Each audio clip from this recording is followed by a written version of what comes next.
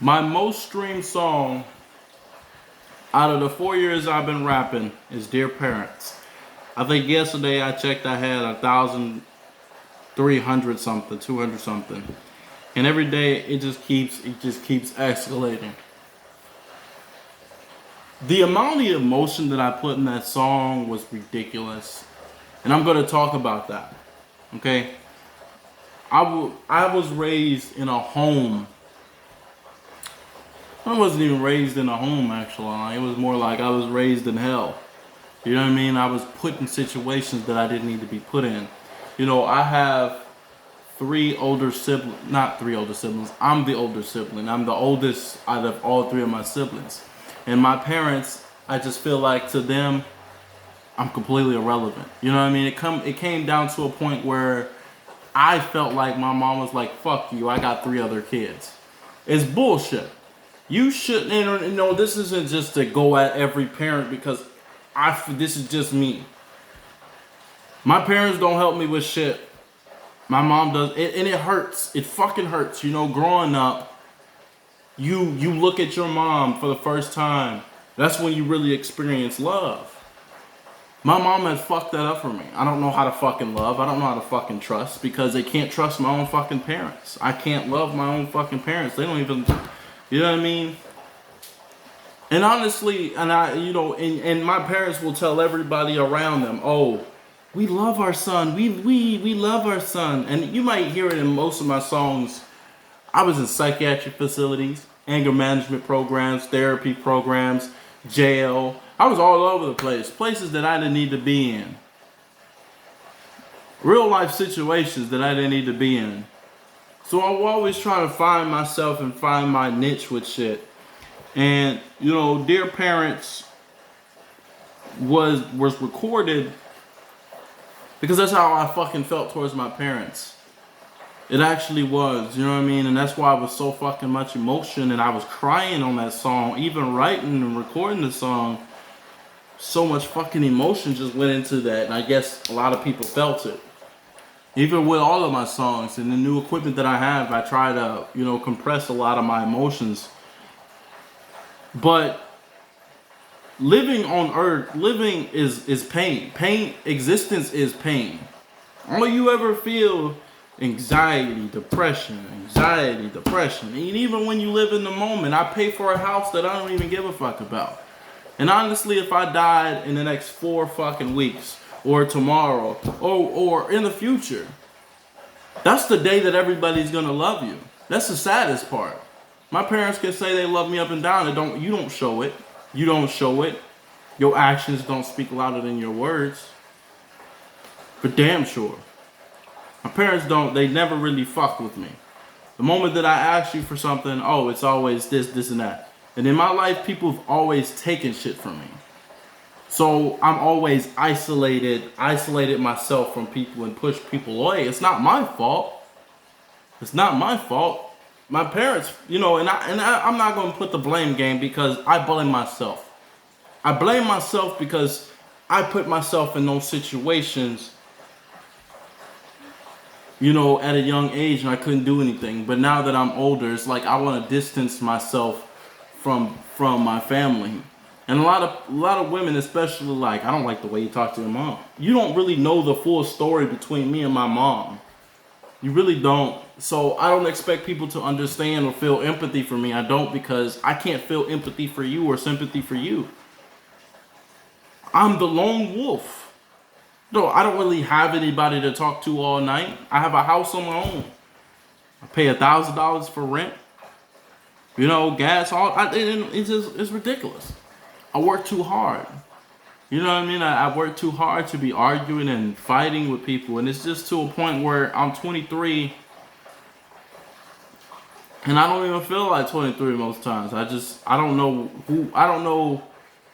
You know your niche, but you don't know your purpose. You know what I mean? If I was to die tomorrow, 4 weeks, or at 50 years, not even 50, in my 20s, you claim that you fuck with me, but you gonna fuck with me more when I'm dead.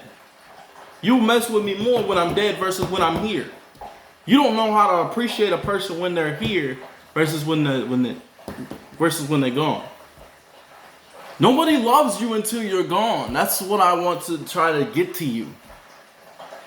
And it fucking hurts every day of my life. It hurts so bad, and I try to ignore it, but it hurts so bad that I can't call my mom and be like, hey, mom, I did this today with accomplishment without some sort of attitude or a bullshit ass, whatever it is.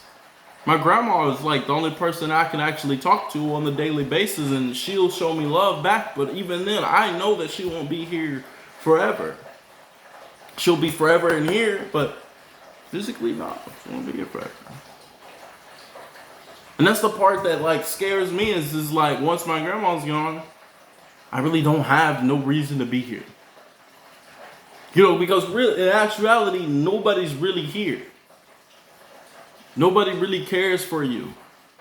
It fucking hurts to know that fact.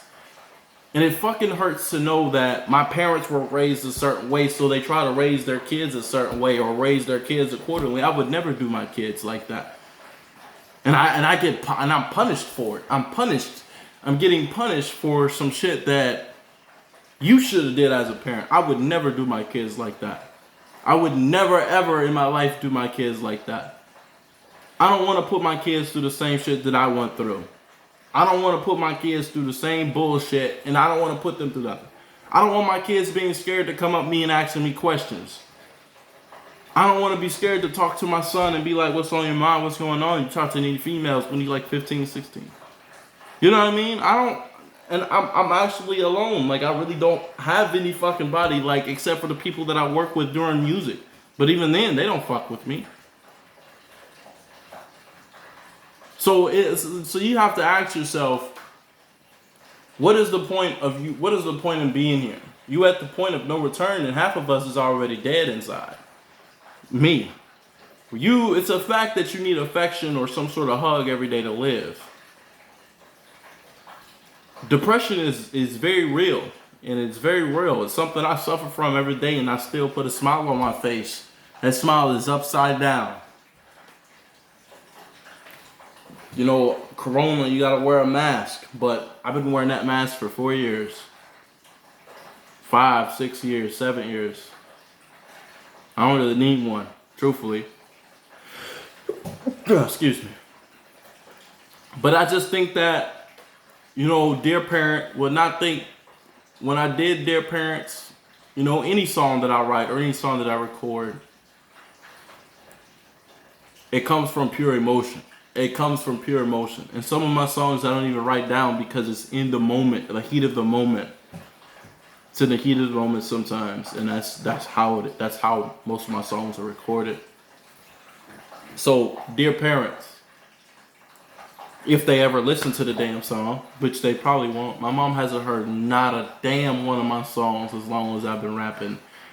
And it may seem like, oh, this is such a bullshit ass excuse. It's something that I always remember. It's like doing music and touring. My parents ain't never been there for me. What the fuck do I need to give you? You didn't give me shit when I actually asked for it. I mean, that's fucked up, but it's true.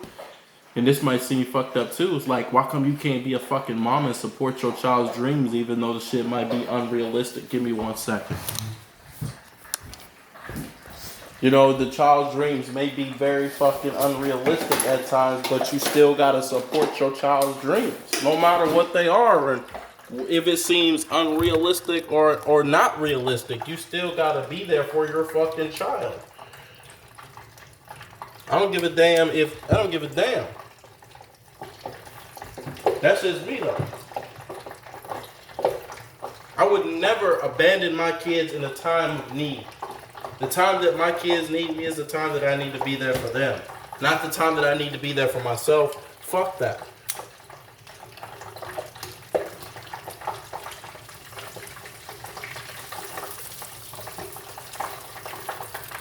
Like I said, I would never do my kids like that.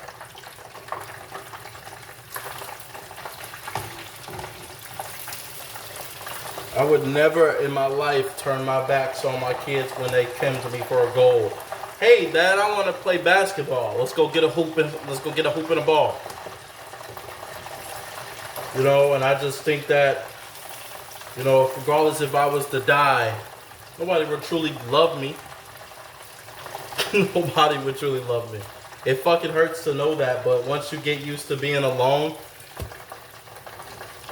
you know, you'll accept it after a while. It'll get hard for the first couple of weeks, and then once you get used to being alone, you won't be. And I've been trying to date. I've been trying going out of my way, talking to females, and trying to step out of my comfort zone. It just don't work. I'm a nerd. I'm a nerd. Like, nobody fucks with the nerdy boy. Nobody likes the nerdy boy. Nobody likes him. Nobody likes the nerdy boy. Nobody likes the boy who can actually, nobody likes me for real. You know what I mean? That's just, it's a fact of a statement. Nobody really fucks with me like you think they do. You know, and I have somewhat one fucking friend that I do business with. And even I know he don't fuck with me. Like I said, I've tried dating. I'm a fucking nerd. I've tried dating. It's not going well. So,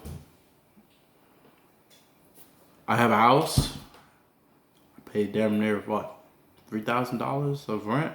I mean, all of my bills are paid up until February of 2021, so I just thought I'd share this piece of information with everybody. Deuces.